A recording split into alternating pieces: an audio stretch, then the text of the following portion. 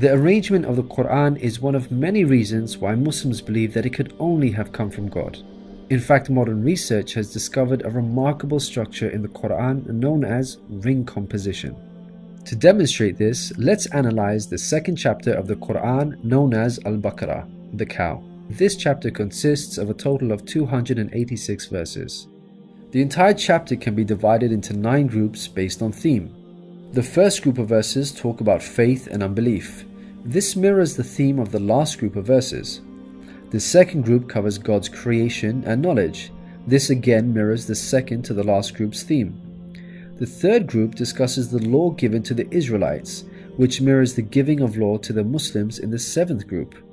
The fourth group relates to the test of Abraham, a mirror of the test of Muslims in the 6th group.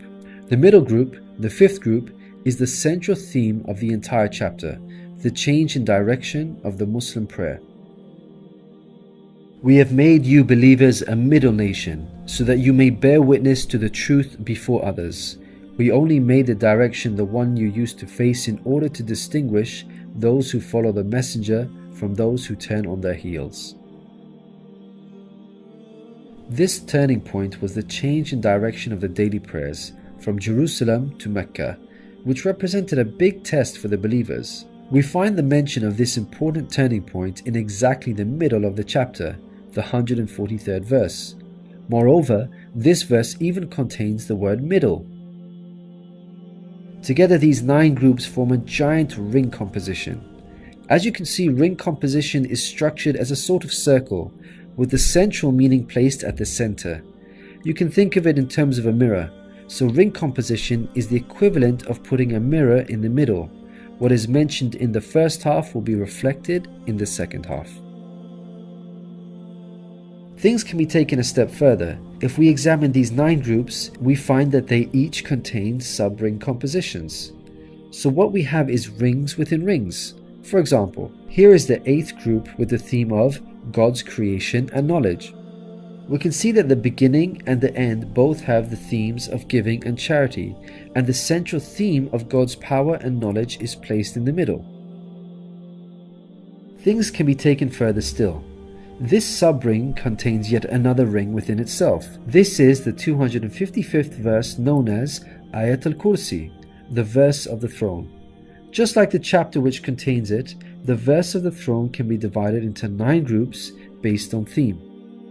The first and 9th parts each mention God's personal names. The 2nd and 8th parts both state that God never tires. The 3rd and 7th parts describe that God owns everything in the heavens and the earth. The 4th and 6th parts make it clear that God has total control over us and we are dependent on Him. Notice that the middle of this verse mentions before and after, which could be yet another allusion to the mirroring of ring composition. It's worth highlighting that not only does the verse of the throne contain its own ring composition, but it is also positioned as a sub-ring within 2 larger rings, a concentric ring composition. We can see that this chapter of the Qur'an is marvelously designed, being precisely and tightly arranged according to the principles of ring composition. This precision in arrangement is in fact astonishing when we consider the timing of the revelation of these verses. To appreciate this, let's consider the analogy of building construction. Imagine you had the task of building a house. Rather than waiting until you receive all of the materials and then drawing up a carefully thought out design plan, you instead decide to proceed without complete knowledge of the constituent parts, constructing it piecemeal, adding to it bit by bit as and when you receive the individual materials. What are the chances that this approach will result in a well-constructed house? Unlike an organized approach where each part is placed in its best possible position according to a design plan, instead you have a situation where it seems each part is placed arbitrarily, depending on the order in which the parts were received. In such circumstances, you would most likely end up with a very poorly designed house, liable to collapse at any time. It is highly unlikely, perhaps even impossible, that this disorganized approach would end up with the same stunningly designed house as an organized approach. Yet this is exactly what we find with the Qur'an's structure.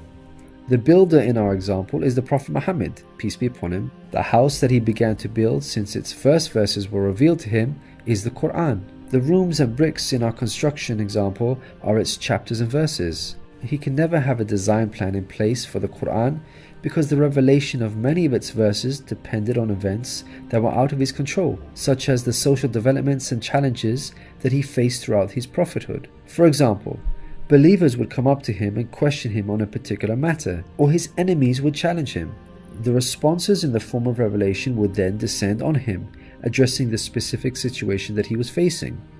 How could Muhammad have devised such an intricate plan when he could not predict the events that would dictate the revelation of verses? Such an arrangement would have to be planned in advance, but this was not possible due to these events being out of his control. What this demonstrates is that the author was someone who could predict the future. Possessing knowledge of the unseen is a quality of God, not human beings. Some critics may point out that books prior to the Qur'an had this literary style, and therefore we cannot use this as an evidence for the Qur'an's divine origin. However, comparing the Qur'an to other books is like comparing night and day for many reasons. Firstly, Prophet Muhammad, peace be upon him, was not a poet, nor did he have any literary reputation. In fact, like many people at the time, he could not read or write.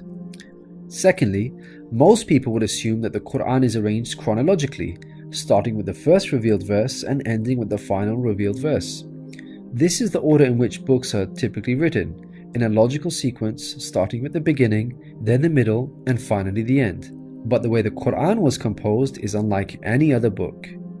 Al-Baqarah, the chapter of the Qur'an that we have covered, was not revealed starting with verse 1, followed by verse 2, then 3, and so on. Rather, its verses were revealed out of sequence over a span of many years and interspaced with the revelation of verses from other chapters.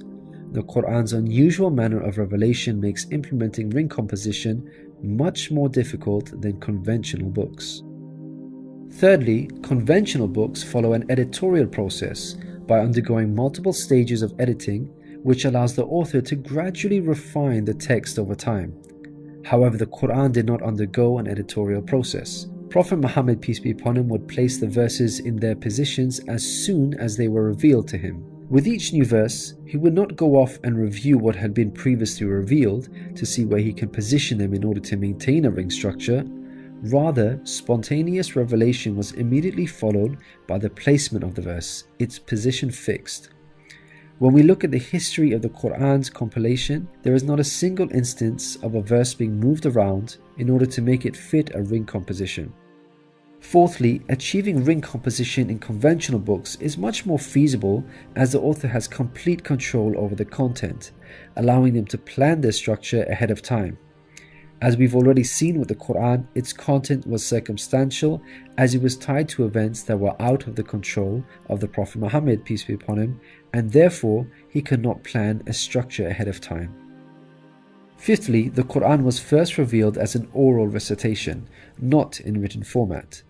With written books, you can easily plan a structure because you can quickly and conveniently refer back to what you have written previously. But with a recited text like the Qur'an, the Prophet Muhammad, peace be upon him, would have had to rely on his memory in order to recall what was previously revealed, a much greater challenge. In light of all these difficult circumstances, wouldn't you expect the Qur'an's structure to be jumbled? What we find against all odds, however, is that the Qur'an contains a remarkably sophisticated structure. The circumstances of the Qur'an's revelation, together with its precision and harmony, represent a compelling argument for its divine origin. Your companion is neither astray nor being misled, nor does he say anything of his own desire. It is no less than inspiration sent down to him. He was taught by one mighty in power.